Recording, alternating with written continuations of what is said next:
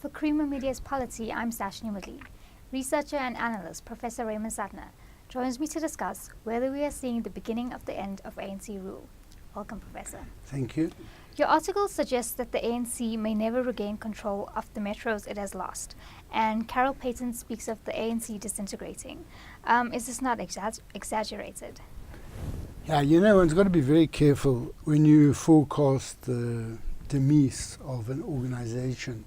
And I'm not really forecasting, but at the same time, the Soviet Union was around in this world from 1917 to 1985. It was a superpower, and it just disappeared. It's no longer there. And what I think is happening is that the ANC may be disintegrating, but I think we've got to remember we're talking about an organization that is 104 years old. But a lot of people don't appreciate that 104 years was not 104 years of ANC dominance, even as an African nationalist movement. A lot of books on the history of African nationalism write as if the story begins in the 1870s and it's all leading up to the inevitable triumph of the ANC. Now, at a certain point, the ANC was much weaker than other organizations. In the 1930s, I think I said in my article, the Industrial and Commercial Workers Union, the ICU, was much stronger than the ANC. It had about 240,000 members. The Garveyites were much stronger. They had this Africanist message, drive the whites into the sea and so forth. And at meetings, sometimes they would, at the Garveyite, the ICU meetings, they would collect huge amounts of money in coins. The Garveyites, had this thing about the Americans are coming. And there's a whole lot of very interesting stories about how this spread like wildfire, this idea that one day the Americans are going to come in planes, because a lot of black people in South Africa had the belief that the Americans ruled America. And also when Jack Johnson became the first world boxing heavyweight champion, black heavyweight boxing champion, people were so happy. South Africa banned all screening of the fight. And so there's a lot of these things at a time when the ANC was generally more timid. But the ANC seemed to always rise from the ashes. In the 1930s, at a national level, it was more or less incapacitated. Although, it's very important, if you read the work of Peter Lim, amongst others, the ANC may have been weak in a national level, but it existed in a number of other places. And it underwent various changes. And when it revived after the 1930s, Dr. Xuma established branches, things like that. But then the Youth League came along, and together with other organizations, they developed the notion of a defiance campaign, and the ANC's membership went up to 100,000. And it didn't sustain that because there were trials like the treason trial and a number of other things. But the ANC had a number of campaigns, faced very heavy repression, but it still managed to survive. The question really is that since 1990, and especially since 1994, ANC has been the party of government.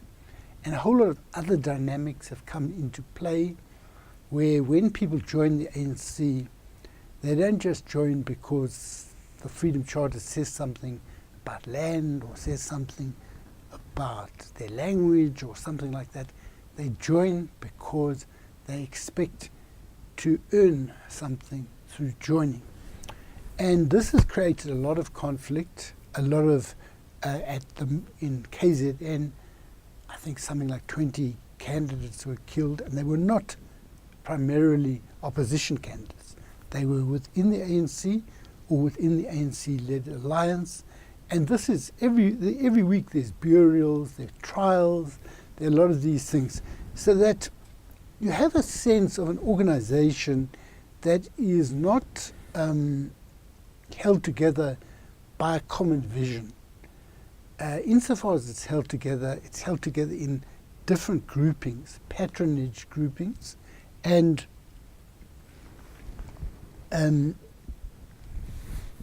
some of these groupings are prepared to disregard the Constitution, to break the law, and so forth.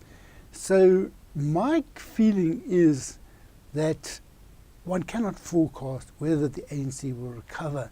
But the evidence this week is, just this 1 week, is of incredible disarray.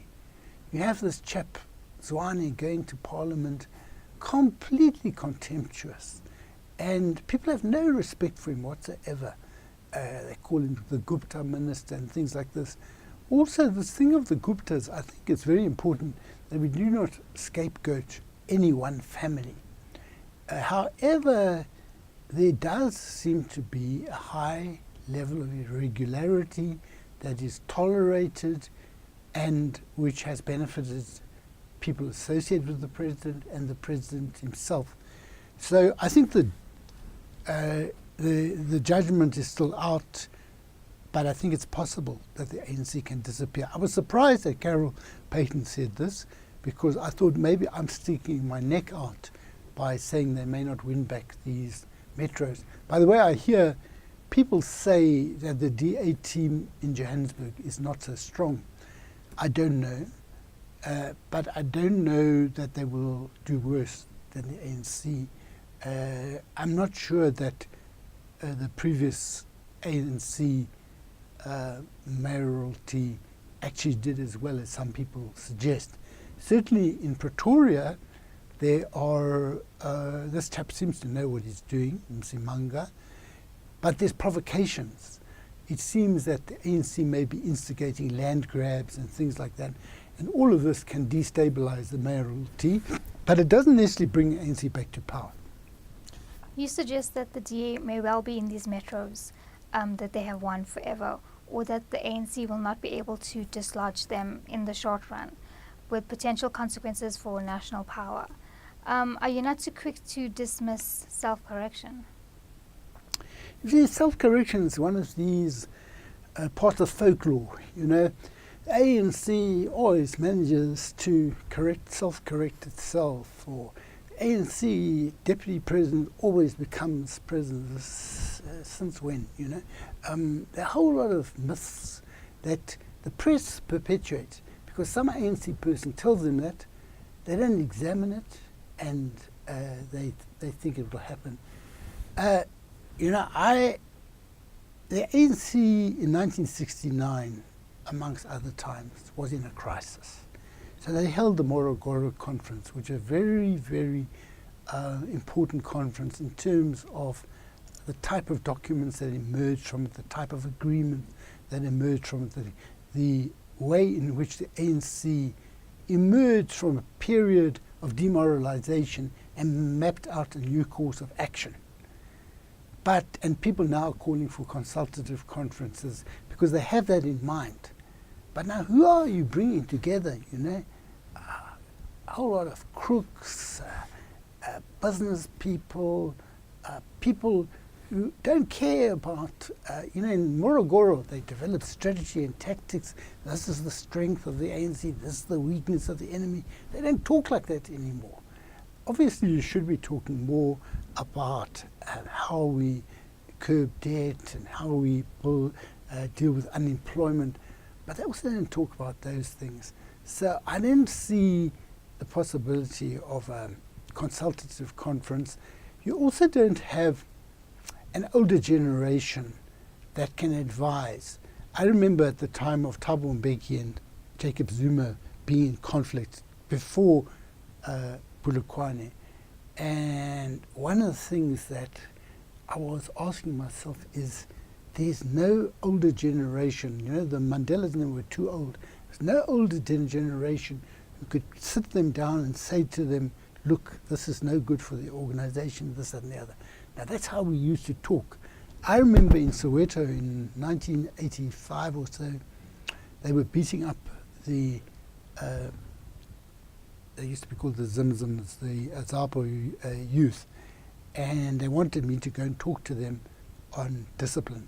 Now, although I was a white, I could get into Soweto because there was the sense that an older person they should listen to and all that sort of thing, and it helped. Now you don't have an intergenerational dialogue anymore. You don't have older generation. These veterans who are speaking out, they're ignoring them. I don't agree with what most of the veterans are saying myself, but don't disrespect them. And these people, they have no respect for them.